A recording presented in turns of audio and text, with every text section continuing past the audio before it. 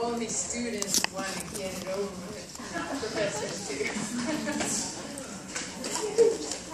Okay, so we're going to back up a little bit. We were talking about the anatomy of the male and the female, and now we're going to go to where the sperm and the egg meet. So this cool little picture here shows you that here's a oocyte, and you've got all these sperms converging on the oocyte. So it takes a lot of sperm to break through the cells that the oocyte brings with it. Those cells are diploid, the oocyte is haploid, so it needs that protection of those granulosa cells, those follicular cells. So with all those sperms attacking the granulosa cells, breaking the cellular attachments down, you clear a path, and then eventually one sperm that is still viable will get through the zona pellucida, penetrate it, and then fertilize the egg. So we've got all these granulosa cells. It's called the corona radiata because it's a radiating cell mass. Looks like a crown. That's what that means, a radiating crown. Zona pellucida is underneath, and the sperm has to get to the zona pellucida and penetrate it. When the head of the sperm penetrates the zona pellucida, it depolarizes, it undergoes what's called a cortical reaction, and the zona pellucida connective tissue gets very rigid and non-permeable, so the head of the sperm is actually decapitated. The nuclear material enters, but all the mitochondria and all the tubulin for the mid-piece and the tail stays out.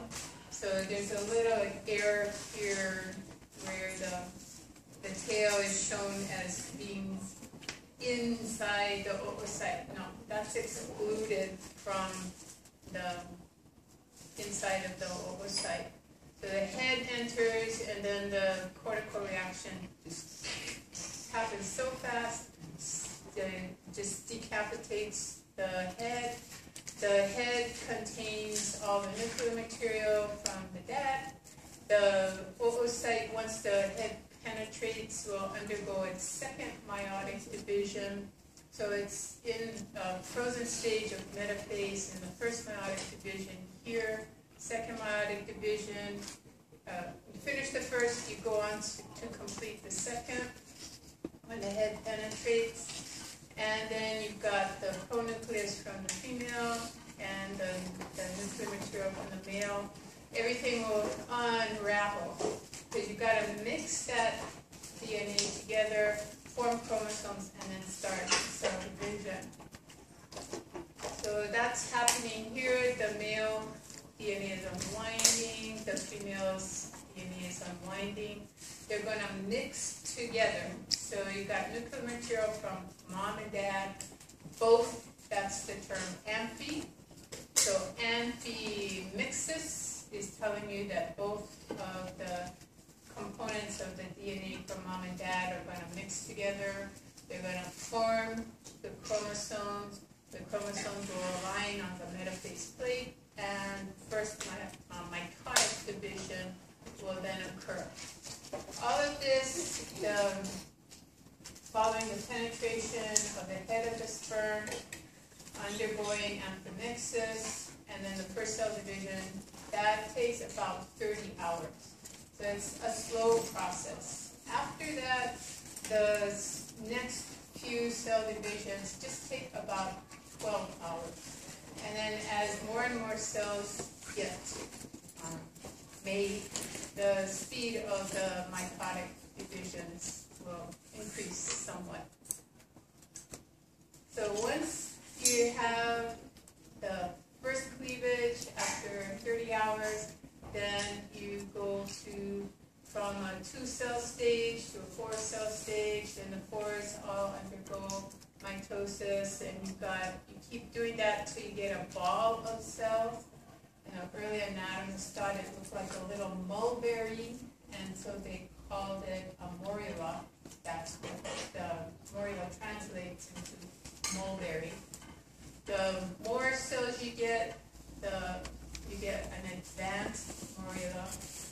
And eventually on the inside of this cell mass, you're going to get a separation of the cells so that you'll have a fluid-filled area, and then you'll have these what's called the inner cell mass to one side.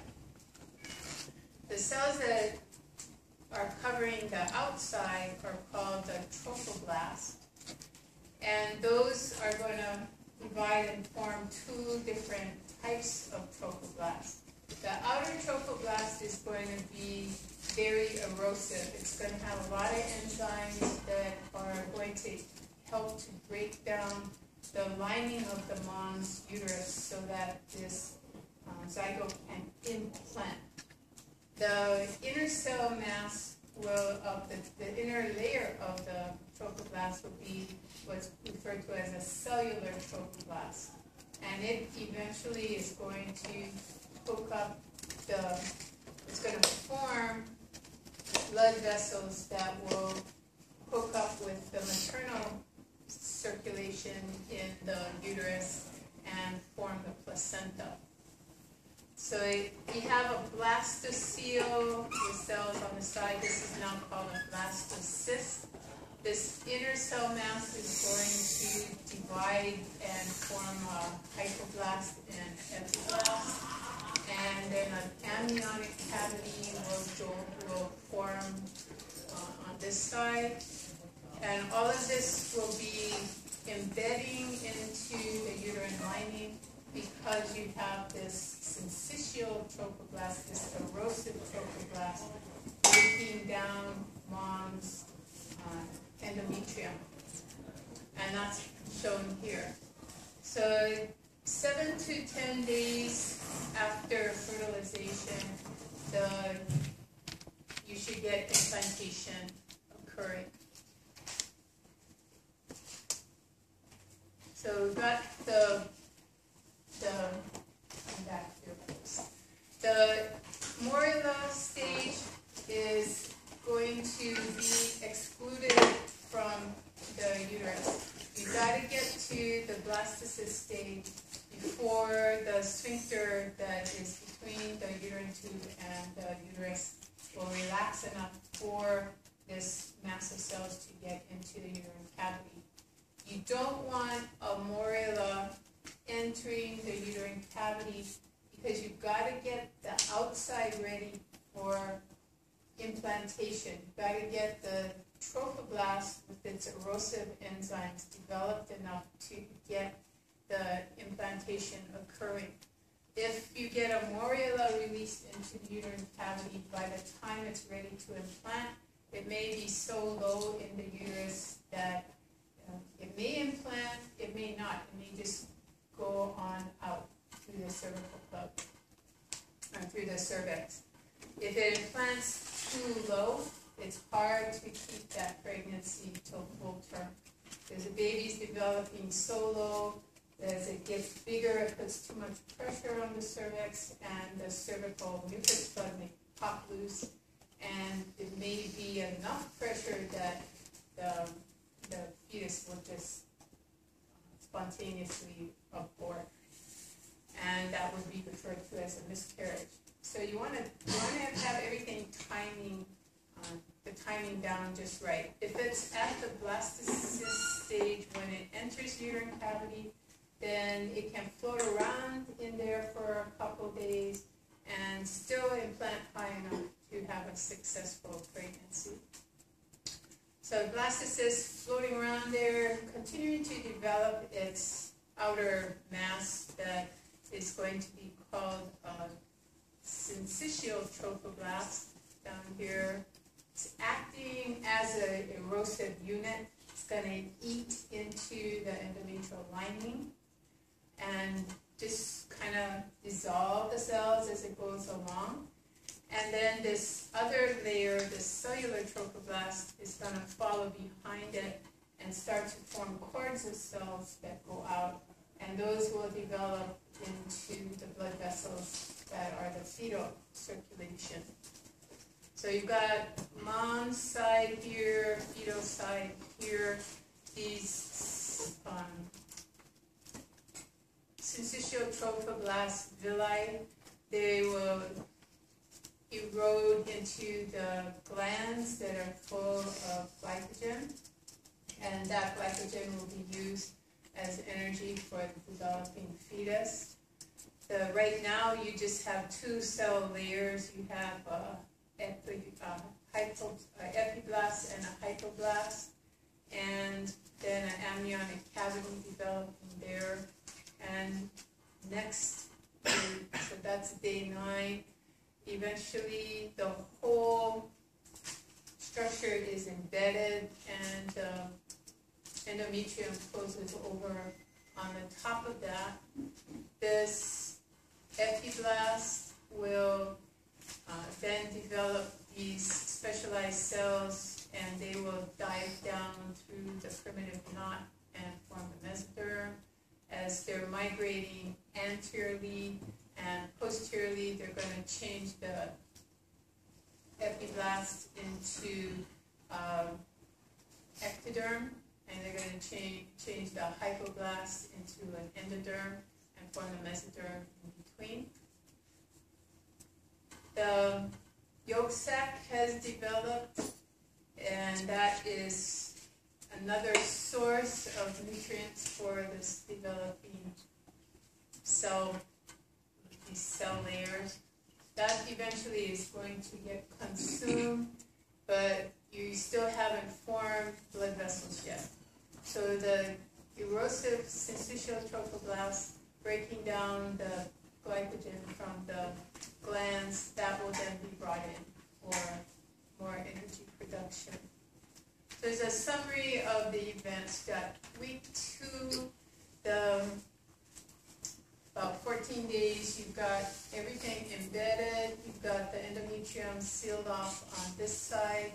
You've got the syncytial trophoblast breaking down the glycogen to provide energy for the developing embryo. The yolk sac is going to get smaller and smaller and smaller. Eventually, that cellular trophoblast is going to invade further and then form blood vessels that will then be the fetal part of the circulation. As the fetus gets bigger and bigger, the amniotic sac that's forming around the fetus is going to get more full of fluid, and the fetus is getting bigger. This is going to expand, and eventually the tissue that is around the amnion, so amnion is the inner layer, and then you have the syncytial trophoblast, and then you have the remnants of the endometrium getting stretched more and more. Those are going to fuse together and then fuse with the amnion. Everything just gets stretched further and further. So by the time the baby is maybe 6 months or so, if you look inside, you see this clear sac that the baby's in. Everything that was endometrium just is stretched out and becomes part of this amniotic layer. The chorion is also stretched out and becomes fused with the amnion. Everything just gets more and more translucent. And so here we've got a bigger picture. We've got an amniotic sac, still some space between the chorion and the decidua that is forming the capsule, so it's called decidua capsularis. We've got a decidua basalis here too. That's going to be, if you remember your teeth, your deciduous teeth are the ones that fall out. This decidua, the capsularis and the basalis, that's going to be sponge after the baby is delivered. So that's the afterbirth that comes out. You look closely at the fetal part of the placenta. The blood vessels have formed. You had two umbilical arteries that came out via the umbilical cord into the placenta. And then you've got one vein that's going back to the baby. The arteries are carrying the oxygenated blood. The vein is going to carry oxygenated blood back to the fetus. That syncytial trophoblast that ate its way into the mom's endometrium also ruptured blood vessels in the endometrium. So you've got these ruptured blood vessels, arteries, and veins on the maternal side. The mom's arterial blood leaks out and then bathes the blood vessels. And then there's enough pressure of the blood coming out that you'll get the blood pushed back into the veins, and you get a continual circulation of new blood around these villi. They're called chorionic villi. They will be from the cellular trophoblast, and they are eventually going to have a cord of blood vessels. The structure where you have kind of little lobules with the fetal blood vessels within the maternal kind of cave-like structures, this is referred to as a cotyledon. It's, I think, from plant physiology, but it's applied to human physiology now. There is, with the cellular mass over the blood vessel, there is a blood placenta barrier. Not everything can get across this barrier, but certain things that are extremely harmful to the fetus can get across. So if you are going to be having children, please consider that if you're trying to have children, stop drinking alcohol right away. Stop smoking right away, because alcohol crosses the placental barrier. And if the mom is drinking alcohol on a regular basis, the fetus gets that alcohol, and it slows down its development. It may be born with something called fetal alcohol syndrome, which can have various birth defects associated with it, and also mental retardation associated with it. Nicotine, you get a wired baby coming out. Certain drugs can cross, viruses can cross, heavy metals like lead and mercury. If you're pregnant, you want to avoid eating fish that might have picked up mercury from the ocean. So just avoid raw fish, and probably avoid all fish just in case it's not cooked well. Certain exogenous hormones that a person might be taking, those are usually lipid-soluble, not all, but the lipid-soluble ones can cross the placental barrier and get to the fetus. So here's a picture about 4 weeks of development. The fetus pretty much looks like a tadpole, and it's got a tail, it's got little buds that are forming that will be arms and legs, but no fingers, no toes form. Got the heart forming, but not the mature form yet. Got the pharyngeal arches forming, so those are going to contribute to the endocrine system development. You got eye forming, ear forming over here. But if you just wait a couple weeks, 8 weeks, you can see the eye, you can see little finger buds forming, the toes are pretty well formed. You now see more of the heart, and it's not final structure, but it looks more like a heart than just two pieces of two sections of chambers that haven't come together yet. And you can see the ear, the eye there. And then at 12 weeks, although your eyes are still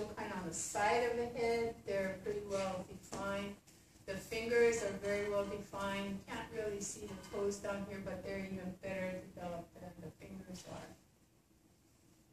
And you can see now the amnion is thin sac, but they've cut away the other layers to just show you the amniotic sac. So that hasn't fused with the chorion and deciduum yet. So at 16 weeks of development, the baby's still pretty much down in the pelvic cavity.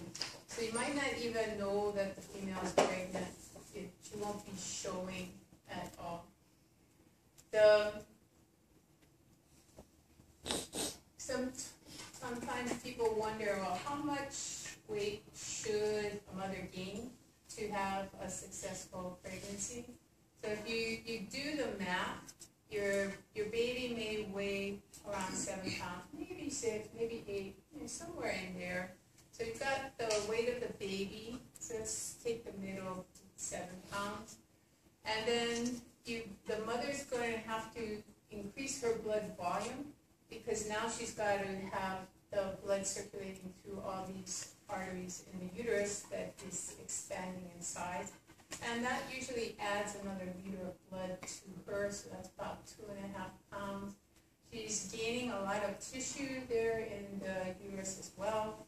That weighs some more, and somebody figured out that blood and tissue accounts for about 5 pounds of weight gain.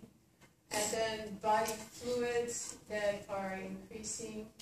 If you know anybody who's been pregnant, you know that they suffer from having bloated feelings, swollen arms and ankles and hands. And so that there is a lot of fluid gain during pregnancy, and that's about 11 pounds of fluid. That's a lot of fluid. But once the baby is delivered, you got spontaneous 7-pound weight loss. When the placenta is then gotten rid of, you get rid of some of that. I think it's about 1.5 pounds of tissue and some blood that's gotten rid of. And then over time, the blood volume will go down, and you'll be back to the normal volume. And those fluids will then be gotten rid of because they're no longer necessary. So if you add it all up, you've got about 23 pounds. And if the mom gains 23 pounds, she'll have a successful pregnancy. Generally, they want them to gain a little bit more than that, maybe a pound or 2 more, but not 25 pounds more, not 50 pounds more. So when moms eat a lot, they say, I'm eating for 2. A lot of times they're eating for maybe 5 or 6 because they're putting on 50 pounds or more. So if they're eating for 2 and gaining 23 pounds, then yeah, they're really eating for the baby and themselves. Okay, so 3 months, the baby is still down in the pelvic cavity. The organ systems are developing. The organs are developing, but not all the organs have been hooked up into their systems yet. So it's called organogenesis. So you're developing the eyes, the ears, the lungs, the heart, and you haven't hooked them all up into their systems yet. 4 months to 6 months, that's usually when the belly starts to get bigger. The fetus is moving up and taking up more room. The GI tract is being pushed up towards the diaphragm and out to the sides, and so the belly is expanding. During that period, those 3 months, the organs complete development, the systems are developing, the amnion and the chorion fuse together with the decidual capsularis. Everything is one unit now. The 7th, 8th, and 9th month, then all the organ systems except the lungs, because the baby's not breathing here, it's not really functional yet. But all the other systems are functional, fully functional. The kidneys, the baby's drinking from the amniotic fluid, and the fetal kidneys that are in the adult fetal kidneys form, those are creating urine that's going out in the amnion. It's all sterile. As long as there's no infection in there, everything is sterile, so the baby can drink and urinate into its own fluids. The lungs, about 7 months, they've got some surfactant, but not enough to really function well outside the body outside the mom.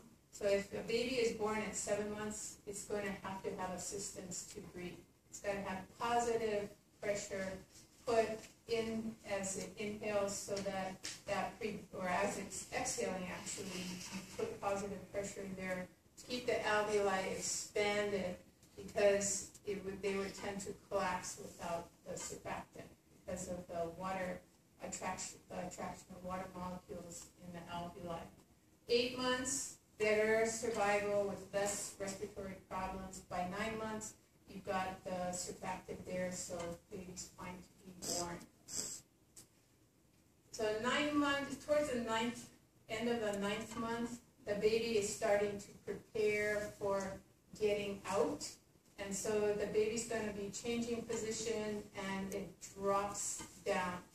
And this dropping then is going to take some of the pressure away from the diaphragm, but put more pressure on the mom's umbilical area, so that it really juts out there. The baby in preparation for delivery should rotate, and its head should be down. When it's developing before this preparation for delivery, the baby's maybe to the side, up. It's not head down usually. But for delivery purposes, you want the head to come out first. When you're going through labor, with all the smooth muscle contraction, depends on how long the labor is.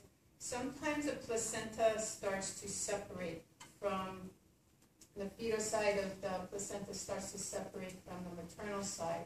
And so full oxygenation of the blood is impossible. And so you want the head to come out as soon as possible, get that baby breathing on its own, because it's now getting less and less oxygen from the maternal side. If the baby goes into distress, then they'll progress to a cesarean section.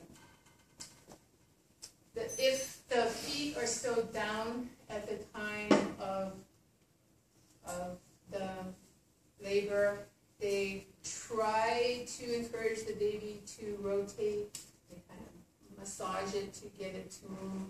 But if it comes out with feet first, then there's more chance that it's going to be oxygen deprived during the birth process, and it may develop cerebral palsy because of that.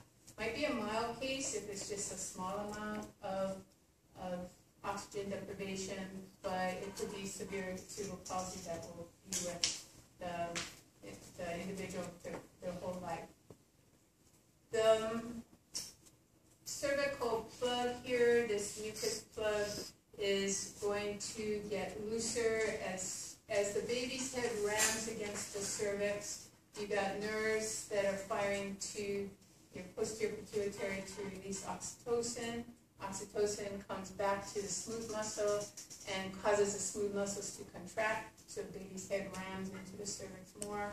Pretty soon that plug is gone, and the amnion will break, and that's referred to as the water. My water broke, and that's a sign that the amniotic sac has ruptured.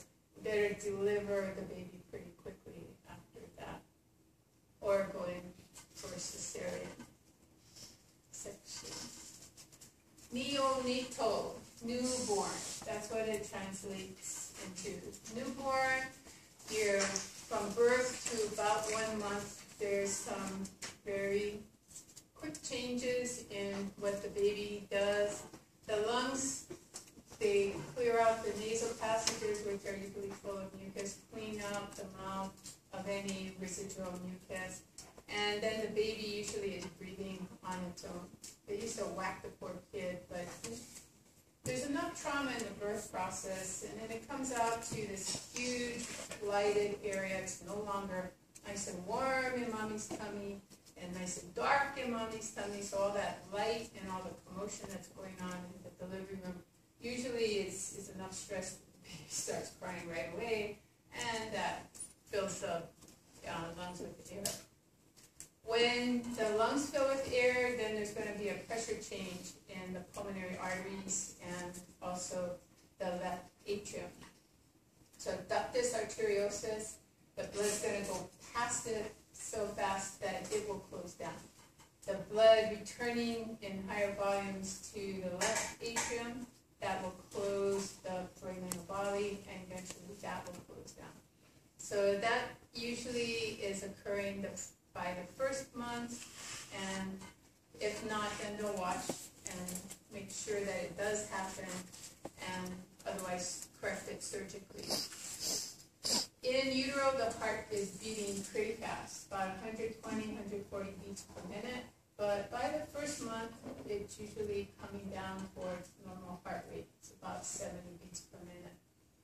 I posted this as VR, and then when I looked at it, I thought, what is VR? And then I realized that it was supposedly ventilatory rate, but that's usually referred to as respiratory rate, so I changed it to RR. So RR respiratory rate was VR in the posting. So the baby, when it's born, it's breathing about 30 times per minute. But by the first month of age, its respiratory rate will go down to about 15 breaths per minute, or around there. The kidneys, as soon as you clamp off that umbilical cord, then the kidneys will start to filter more and more of the blood.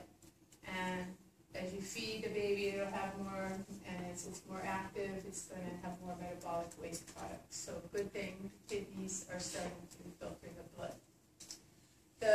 And they were doing so earlier, but it wasn't really necessary because mom was handling most of the waste product elimination. Digestive system, when the baby starts to breastfeed and get nutrient that way, or take on any kind of other liquid food, the digestive system will start to become active. Initially, the metabolic rate in the baby increases. It doesn't have thermoregulation via shivering yet, so metabolic rate in the brown fat will help to keep it warm.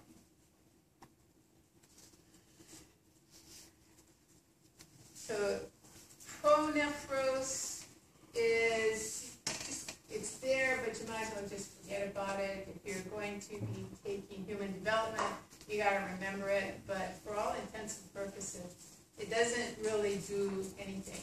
Fetal kidneys that are formed from the mesonephros and the mesonephric duct, they do a little bit. But as soon as you get the adult kidneys formed, they're going to degenerate.